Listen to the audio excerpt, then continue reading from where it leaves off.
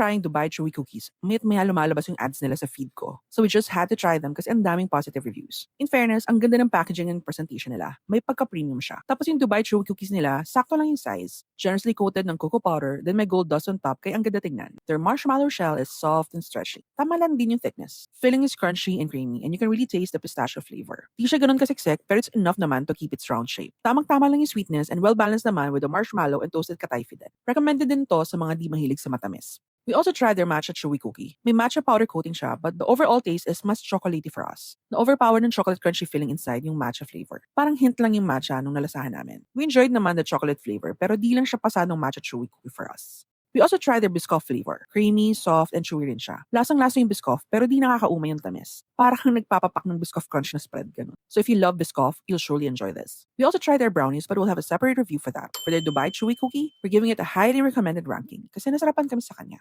Next is Dubai Chewy cookies from Craze Coffee. We found them through video reviews we saw online. We ordered their pistachio kanafor Dubai Chewy cookie and their Biscoff and Nutella flavors then. Cute yung packaging nila. Simple but ang bright tingnan. Medyo malaki yung chewy cookies nila for its price na 100 each. Tapos mabigat siya. Marami rin cocoa powder na nagustuhan ko kasi it's not too bitter. The marshmallow shell is sakto lang yung pagka-stretchy and yung pagkalambot. Medyo matigas yung filling so inisip ko na baka siksik kasi. Pero the filling inside, we were surprised by how dry it was kasi yung mga nakita naming videos, creamy yung filling. All the chewy cookies we got from Craze, powdery yung filling sa texture and itsura. We barely tasted any pistachio flavor. Puro tamis lang yung nakuha naming lasa. Yung lasa niya parang yung chocolates na you'll find sa Dali. We even tried warming it up kasi baka mag-improve, but naging super sticky lang and didn't improve the flavor.